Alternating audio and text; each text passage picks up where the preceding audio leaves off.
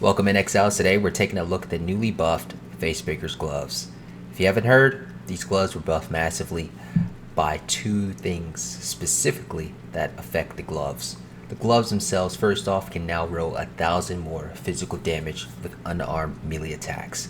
That in itself is a massive buff to unarmed attacks damage. The other thing that has been introduced is the Rune Graft of the Bound. This Rune Graft gives you 20% increased bonuses gained from equipped gloves, which further boosts the damage that you can get with these gloves. Now, the big downside of Facebreakers has always been its defenses. It's been more of a glass cannon, kind of a mean build that people just play for fun, and hardcore Facebreakers players love to play this build. And there's a various amount of skills that you can play with this build, and it's actually pretty interesting to explore. So today we're taking a look at the Facebreakers and breaking down the build that we made with these gloves. Next up is the body armor. They have introduced a body armor called the 7 Teachings Waxed Garb.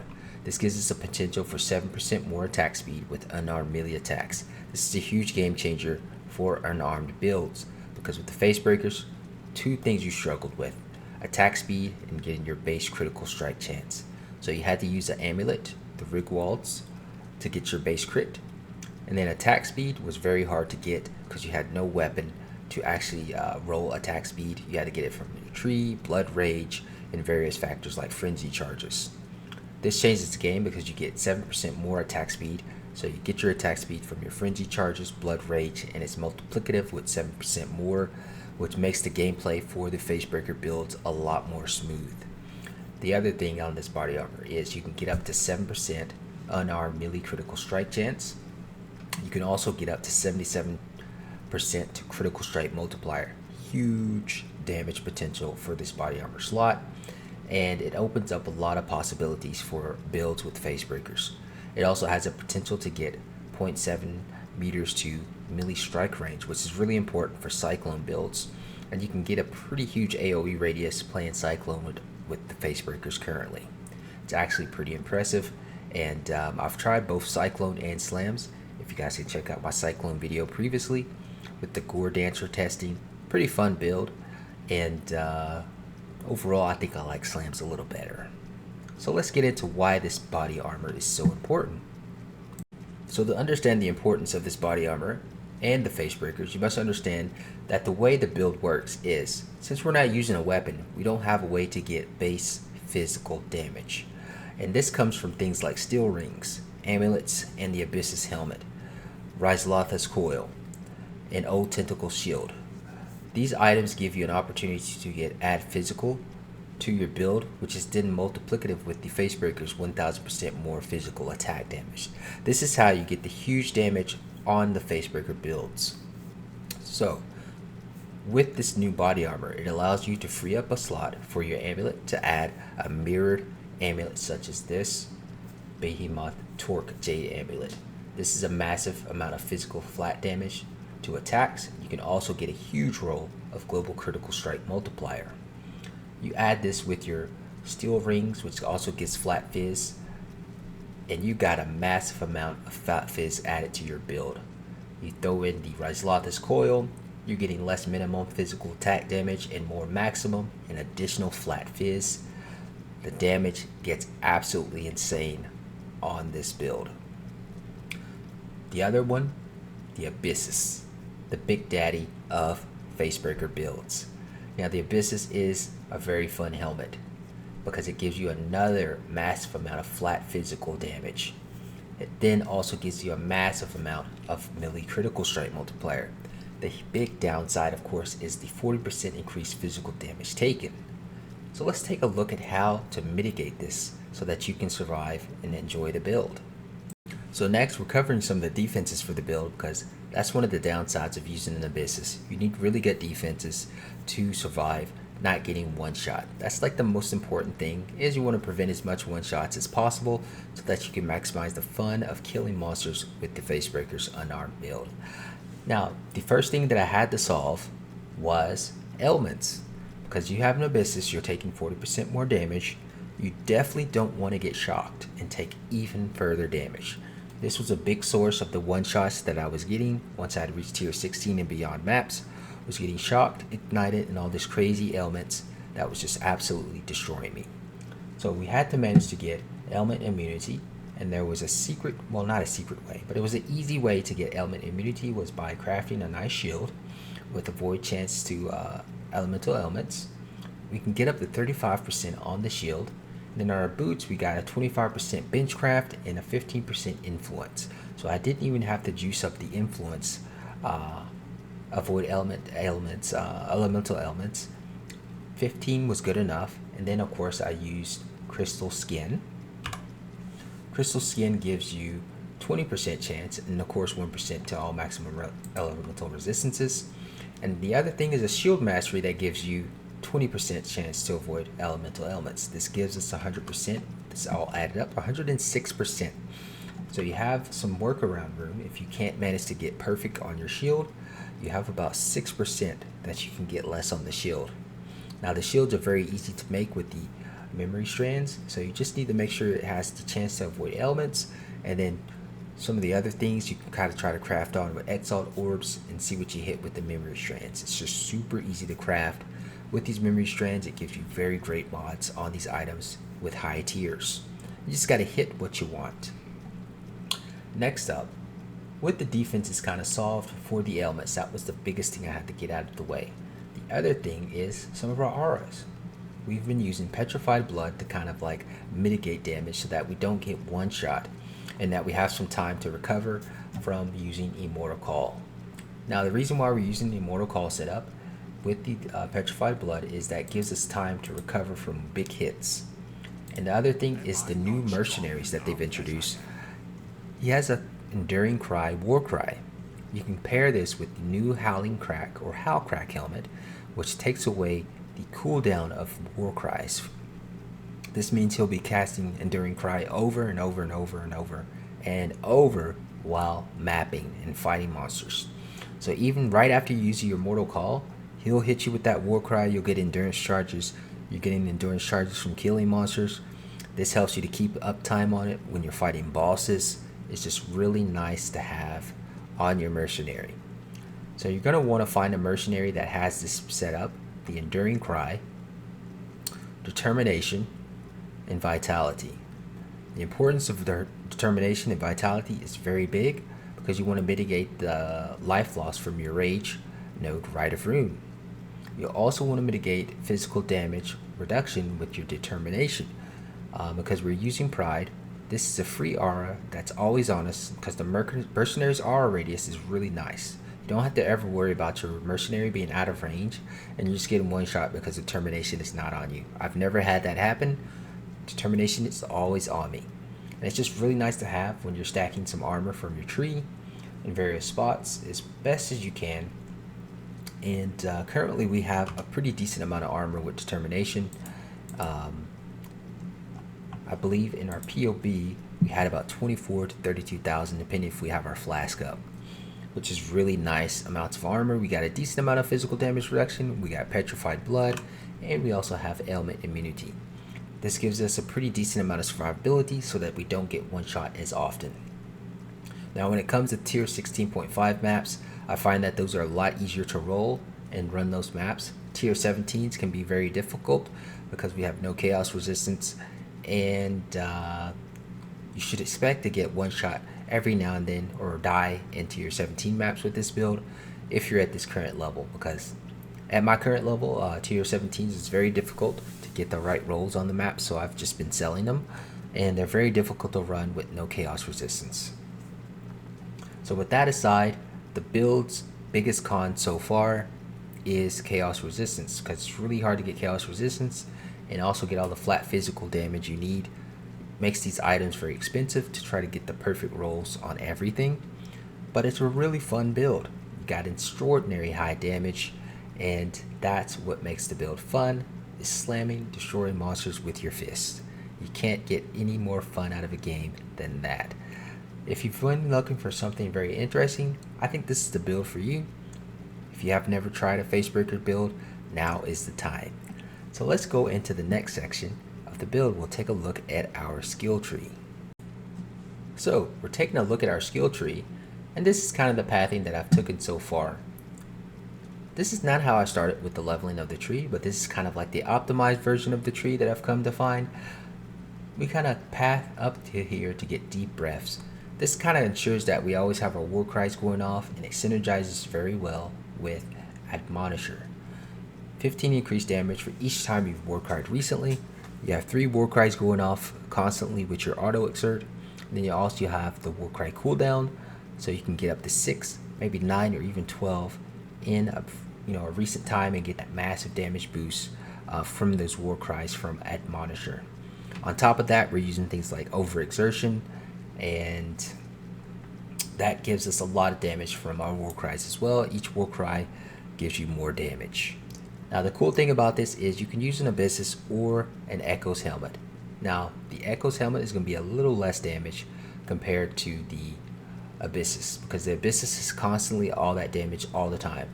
With the Echoes, you have to have those war cries stacking up for the more damage. I would say both of the helmets are really good helmets. You can go with either one. If you want to play more safe, less damage, you could probably go with the Echoes of Creation. If you want to just go massive damage and just say, I'm going to accept that I may get killed every now and then you can rock the Abyssus helmet. For our skill tree, this is kind of the way we went. We wanted to get our maximum resistances as high as possible. We also wanted to get Corrupted Blood immunity, because this is like something that really just wrecks you. You have to have Corrupted Blood immunity either through this skill point, or you can get it on your jewels, which can be a little bit more costly. The next thing that we did get is we wanted to come down and get some of this here so that we can make sure that our auras are up and running, because we're using our auto exertion, we're using pride, and we're also using petrified blood, which uses up a lot of reservation. And we also use the new rune graft, which gives us another 15%. Now the cool thing about this rune graft is auras from your skills affect enemies, which affect allies also affect enemies. Well, here's the thing, we don't have any auras that affect ourselves. We're only using auras that affect enemies, which is pride. So this is a big bonus for us, and it doesn't have any downside. Next, we path over, you get some life, some resistances and armor, and the big thing here is to get immune to bleeding. If your helmet has higher armor than evasion, bleeding is another thing that absolutely wrecks this build, especially when you're in the lower levels of the build and you're just getting started and you don't have a lot of armor. Bleeding can absolutely destroy you very badly. Next up, we do get some leech. Grab some leech nodes. The big thing about the cluster is we try to get some block and attack damage. Mainly I just wanted the extra jewel socket so that I can get mob mentality and lead by example. This frees up a slot for my flask, so I don't have to use a silver flask anymore, and it gives us more jewel sockets so that we could use more jewels. Watcher's Eye is pretty basic. We use a Watcher's Eye with physical damage increase using pride. Very basic and very inexpensive to get. For our jewels, we're looking for things like accuracy and life. We're also using tech rods. Let's see, where did I put that tech rods? I'm pretty sure I have a tech rods somewhere around here. Here we go. So tech rods per murderous jewel, you get increased critical strike chance. This is really cool because it stacks with your murderous jewels. I know I only have a Howling Gaze, but I needed something with stats and accuracy. And these jewels can be pretty expensive on trade, so I just try to get what I need and not aim for perfect jewels. For the most part, this is kind of like a budget build. It's really good to get started in the game, especially if you're going through campaign and mapping. You do a lot of damage, and it's just really fun playstyle.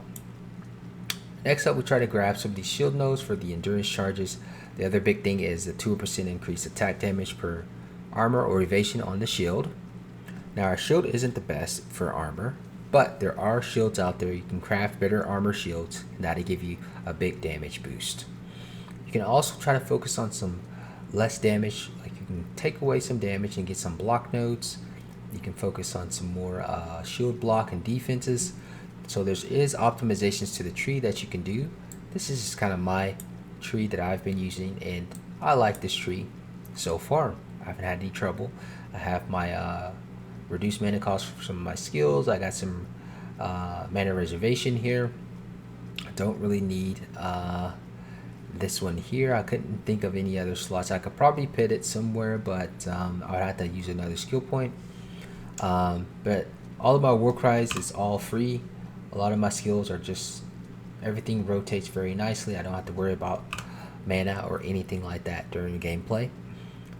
So I do use that here instead of the 10% reduced. Next up, we do focus on getting some rage, because that's what the Berserker does. He rages, and that's what Rite of Rune, we get 50% increased rage effect. And the other big thing is increased attack speed per rage, which stacks with the new body armor, the 7% more attack speed. So this is really important, because this is where we get a lot of our attack speed, and this is what makes the build feel so smooth and fun to play. I don't know how people would do it without this extra. Like, you can get up, I think I have up to 49 rage right now. That's 49% attack speed. I don't know how anyone plays Facebreakers on champs and all those other builds, because you're going to be attacking super slow. But with the Berserker, you have a lot better attack speed, especially with the 7% more attack speed that you get for your body armor on top of the rage. Plus blood rage and frenzy charge. It just feels really good on the Berserker, way better. Of course, that kind of goes over the ascendancies that we have here. We go for the Crave the Slaughter, Rite of Rune, we get Warbringer, and then lastly we get Aspect of Carnage. Now there are some other ways to build this. You can get things like Forbidden Flesh and Flame Jewels for 2 Kohamas to get that Fist of War on your body armor, and then you can put another damage jewel in your body armor. That setup was pretty much how I reached #1 Berserker on the PoE Ninja, is using the 2 Kohoma. And I also use a Transcendent Crimson Jewel and a Lethal Pride in these slots up here for another 100% critical multiplier, which boosts our damage pretty high. I think we had up to like 72 million damage. I could one-shot Minotaur boss very easily at that setup. But the downside was, with that setup, you have less defenses and less survivability, and you don't really need that much damage.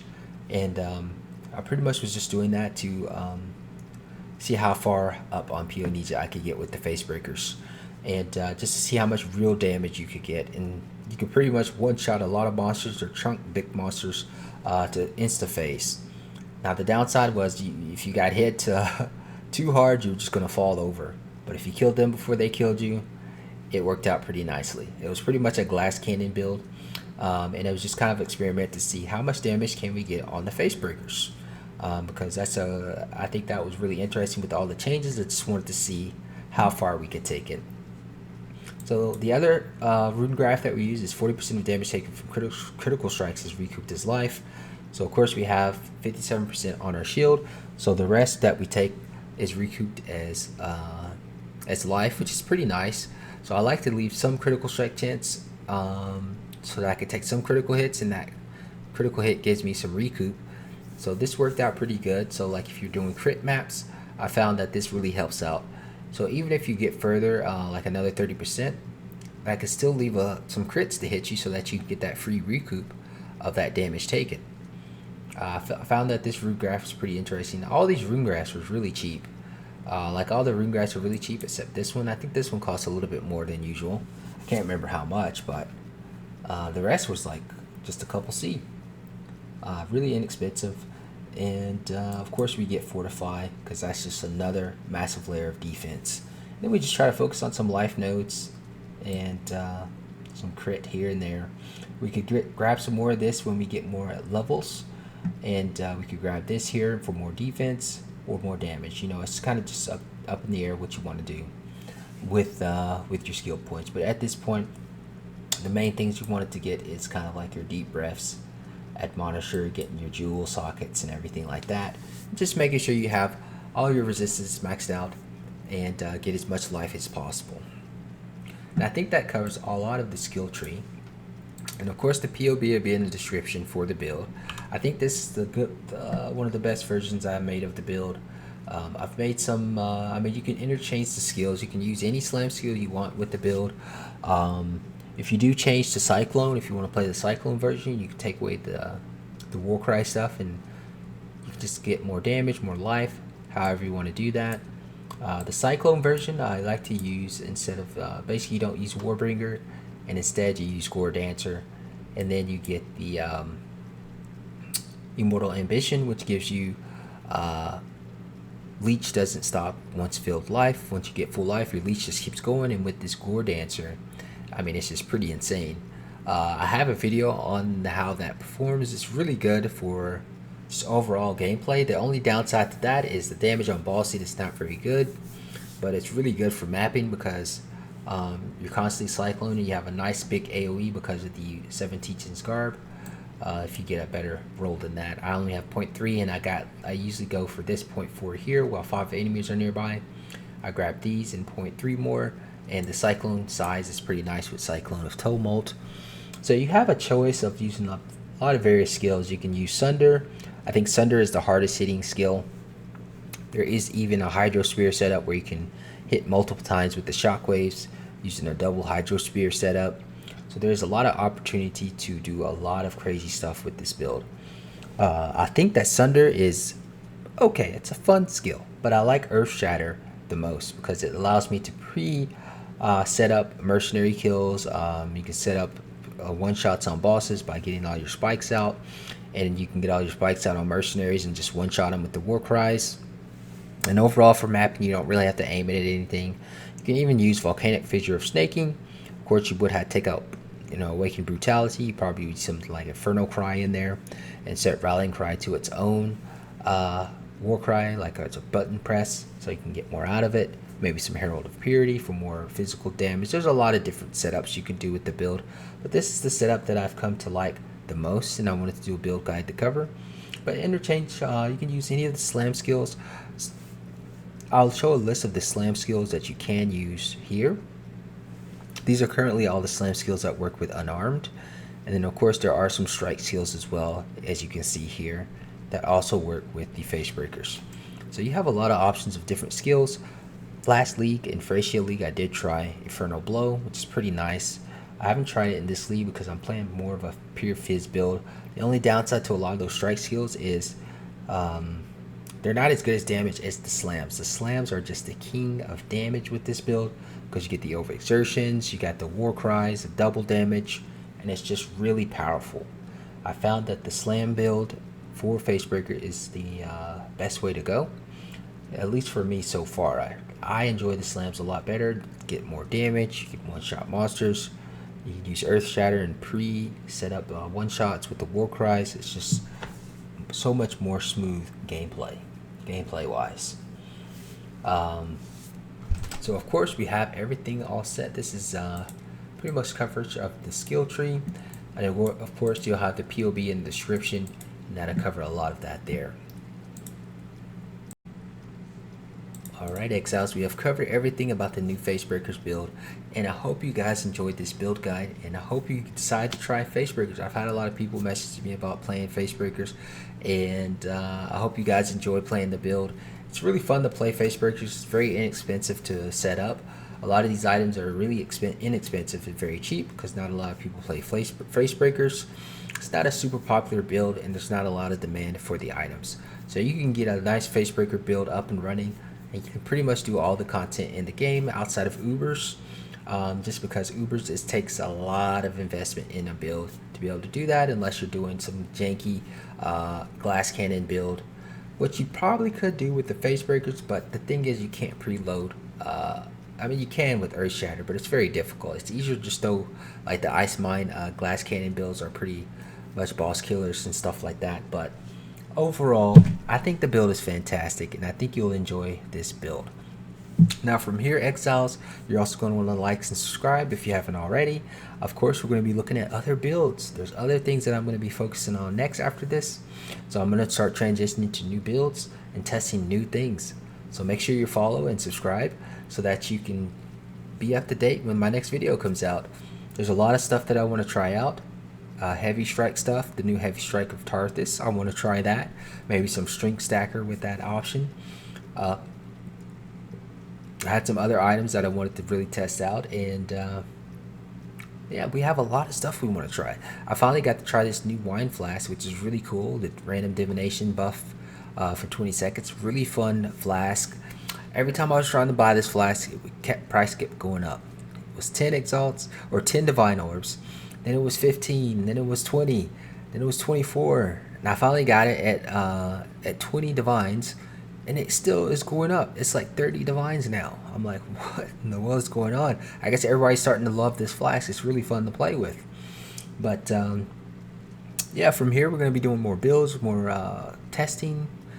We got more stuff to do. We got so much builds to do, and I had the next 2 days off, so I'm going to be farming, try to get as much currency as possible, and start transitioning my build to the next big thing, and see what else I can find to play in this league, because there's so much to play. And yeah, I think that covers everything, Exiles. I hope you enjoyed the build guide. I hope this helps you if you started the build, if you're following anything from PoE Ninja. Of course, if you see my profile on PoE Ninja, I would not recommend that you follow it until I make a build guide, because I test a lot of different things and it just updates when it wants. And I may have some janky, crazy items on, and I may just get my butt whipped with crazy build setups, because I did do some max damage glass cannon stuff, and you definitely don't want to copy that unless you want to do some glass cannon stuff. So wait for my guides, and usually I'll do previews of builds so you can kind of see how it plays, get an idea of what's to come. So I hope you enjoyed the video, and thank you for staying this long. If you're still here, you're a real one, and I appreciate the support, and I hope this helps you with your Facebreaker build. And until next time, XLs, peace out.